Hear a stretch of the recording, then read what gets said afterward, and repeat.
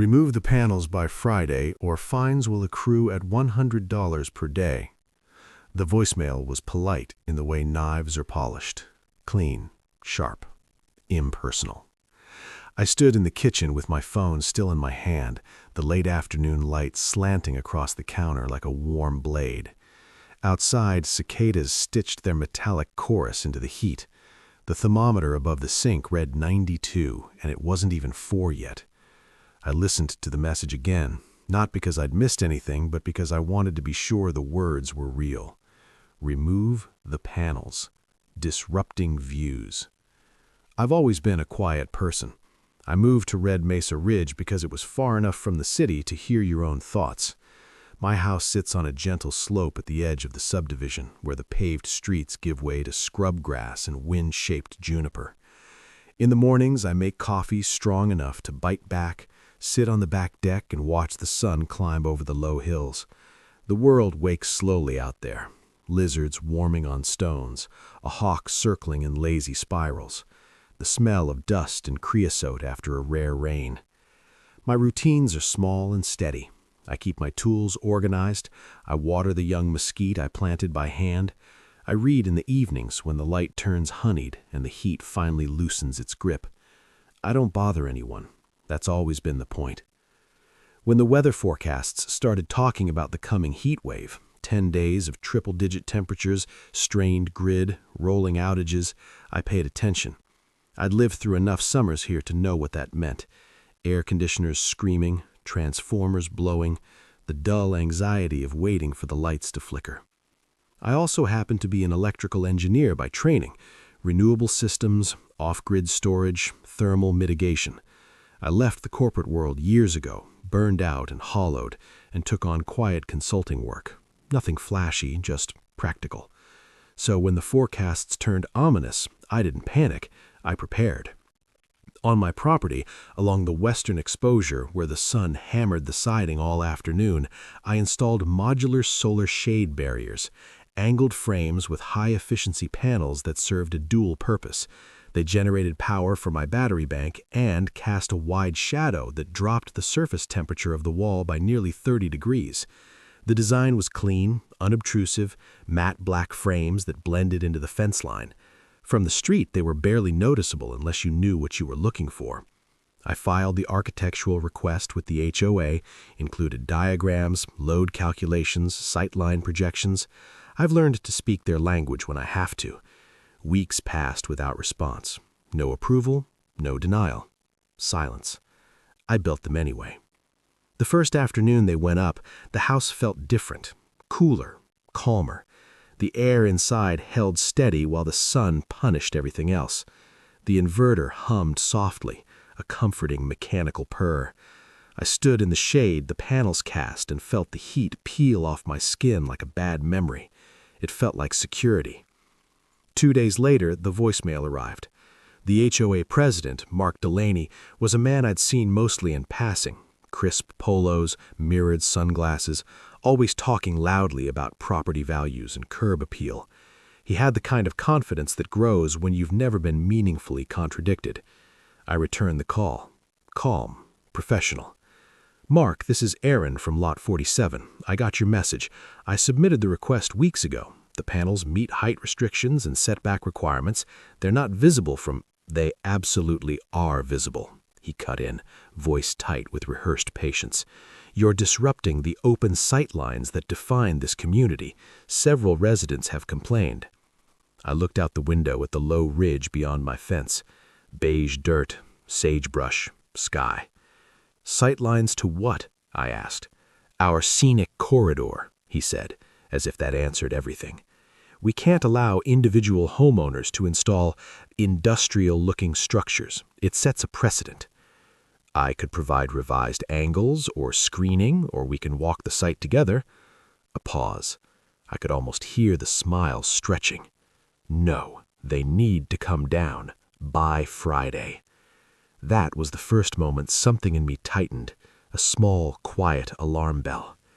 "Mark," I said, keeping my voice even, "we're about to hit a heat wave. These panels reduce load on the grid and keep my house safe. There's no harm here." "You're not special," he replied. "Rules are rules." After the call, I stood in the kitchen for a long time, the hum of the inverter barely audible through the walls. Outside, the panels caught the sun like dark water. The next morning, a bright orange violation notice was stapled to my mailbox. Disruption of community aesthetics. The language was oddly aggressive for something so cosmetic. I called again, left a message, sent an email with attachments. No response. Neighbors started glancing over the fence more than usual. One woman slowed her dog walk to take pictures with her phone. Another neighbor I had occasionally exchanged small talk with suddenly avoided eye contact. That's when I realized this wasn't about views. This was intentional. If you like the video, please subscribe. The fines started accruing on Saturday. $100 per day, logged automatically in the HOA portal. I could see the balance ticking upward like a petty little countdown clock. I tried reason first. I always do. I requested a formal hearing, submitted documentation from the county showing solar installations were protected under state law unless they posed safety risks or violated clear structural codes. I cited the exact statutes. I attached photos demonstrating minimal visual impact from neighboring lots. The response came 3 days later. Request denied. Determination final. No explanation, no appeal path. Meanwhile, the heat arrived like a heavy door slamming shut. 106, 109. The asphalt shimmered. Even the birds went quiet at midday, hiding in whatever shade they could find. My panels did exactly what they were designed to do. The house stayed livable. The battery bank filled by noon and carried me through the evenings without touching the grid. Around me, the subdivision strained. Air conditioners ran non-stop. You could hear the collective mechanical groan in the afternoons, 100 compressors crying in unison. Social media lit up with complaints.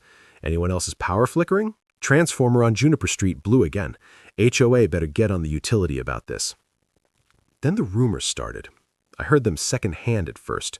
A contractor I'd worked with texted, "Hey man, weird question. You running some kind of illegal generator over there? People saying you're siphoning power." At the grocery store, 2 women in HOA-branded visors glanced at me and whispered, not quietly enough, "That's him." I became a quiet villain in a story I hadn't agreed to be in. The guy with the strange panels, the one causing trouble, the one not following the rules.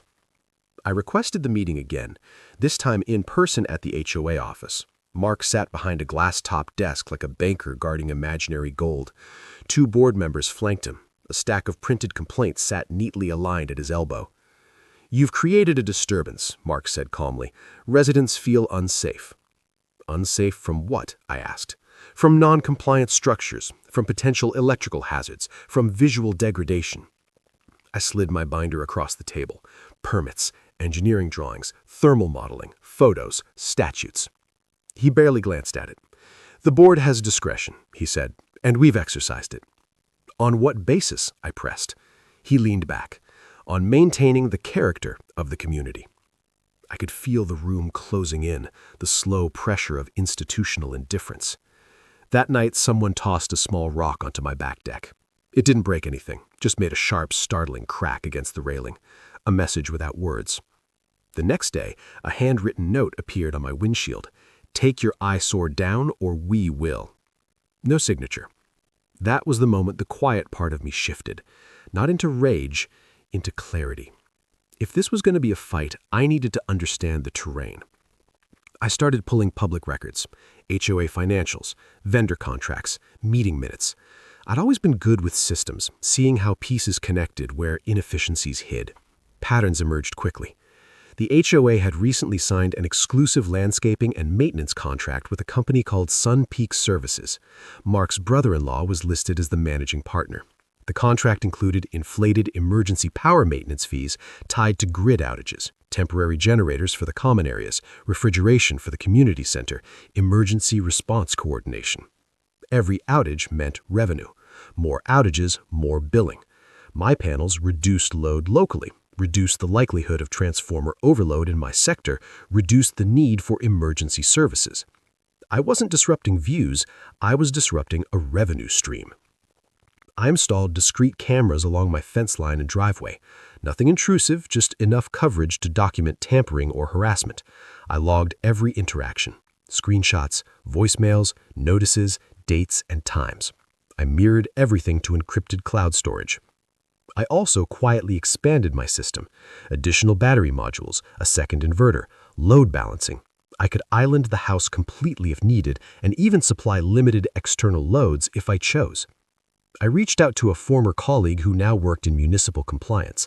Didn't give him the full story, just asked what thresholds triggered state-level review of HOA misconduct. He said, paper trails, financial conflicts, retaliatory enforcement. You document enough of that, people start asking uncomfortable questions. The HOA escalated. They sent a lien notice for unpaid fines. They threatened legal action. A process server came by one afternoon while the heat shimmered in the driveway. I didn't answer the door. I watched him through the camera as he wiped sweat from his brow and muttered to himself. Neighbors stopped waving entirely. Someone moved my trash bins into the street one night. Petty things, small acts of pressure meant to wear me down. Then came the outage. Day 6 of the heat wave, 111 degrees. The grid finally buckled hard. Not a flicker, a full drop. The subdivision went dark and quiet in a way that felt wrong in the middle of the day. Air conditioners died mid-scream. The heat vanished. Heat flooded into houses like a physical presence. I stayed powered, cool, silent. Through the cameras, I watched neighbors emerge onto porches, phones in hand, fanning themselves with mail. I saw Mark's SUV roll slowly down the street, windows down, his face tight and irritated. That evening, a group gathered at the HOA office where the backup generator sputtered uncertainly. People were angry, frightened. The elderly couple on Birch Lane had medical equipment that needed power. The community center refrigeration was failing. I could have helped. Technically, I could have provided limited temporary support to critical loads with proper isolation, but doing so without formal authorization could expose me to liability and give Mark leverage to accuse me of unauthorized grid interaction. So I waited. The next morning, someone cut one of the support cables on my rear panel frame. It didn't collapse, the redundancy held, but the intent was clear. That night, I filed a police report for vandalism and added the footage to my archive. 2 days later, the HOA's attorney sent a letter threatening immediate legal action and forced removal. It felt like they'd won. The fines had stacked high, the lien notice loomed, social isolation pressed in. The heat was relentless. The stress crept into my sleep. For a brief moment, standing alone in the dark kitchen, I considered dismantling the system just to make it stop. Then I opened my data logs and smiled. The outages continued intermittently as the heat wave stretched on, rolling failures, emergency generators cycling. Sunpeak's trucks came and went like vultures, billing hours, refueling, invoicing.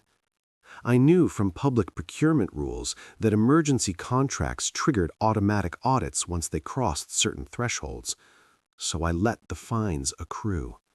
I let the lien process advance. I let Mark grow comfortable in his certainty.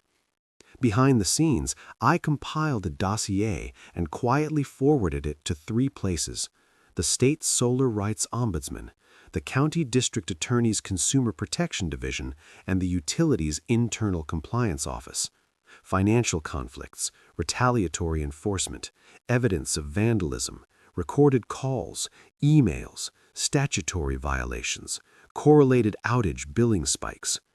I didn't accuse, I presented patterns. Then I waited. The real trap snapped shut on a Thursday afternoon when another transformer failed near the community center. The generator there stalled and the refrigeration units began warming rapidly. Food spoilage risk, liability exposure. Mark showed up at my gate with 2 board members and a maintenance supervisor. I watched them approach on the camera feed, sweat-darkened collars, taut expressions, urgency stripping away their usual polish. I stepped outside into the heat, the sun hammering my shoulders. "We need your system," Mark said without preamble. "You can temporarily supply the center. Just run a line." "Put that in writing," I said quietly. He hesitated. "Or record it," I added, tapping the small camera mounted near the eave. "State that you're authorizing me to connect." His jaw tightened. "Fine, do it." I nodded. "Before I do, I need confirmation that all fines and enforcement actions related to my installation are rescinded." "That's not—" "Then I can't risk liability," I said evenly. "Rules are rules." A long, heavy pause, heat shimmering, cicadas screaming. "Do it," Mark snapped finally. "We'll handle the paperwork." I captured his authorization clearly on camera. Name, position, consent. Then I connected a limited, isolated feed to stabilize critical loads only. The system handled it easily. The center cooled. The crisis abated. 2 hours later, county investigators arrived, unannounced, followed shortly by a utility compliance team, then a state regulatory representative. The parking lot filled with unmarked vehicles. Conversations grew tight and hushed. Documents were requested. Phones started ringing. Mark's face went pale in slow motion. By the end of the week, the HOA's emergency contracts were frozen pending investigation. Sunpeak's billing practices were flagged. Conflict of interest disclosures were pulled. The vandalism report was tied to a maintenance subcontractor linked to Sunpeak. The lien against my property was suspended. All fines were voided. Mark resigned 3 days later for personal reasons. The official investigations took months. Depositions, audits, quiet legal machinery grinding forward. Eventually, Sunpeak lost its contracts. Fines were levied. Mark faced civil penalties and a barred role from HOA governance. No headlines.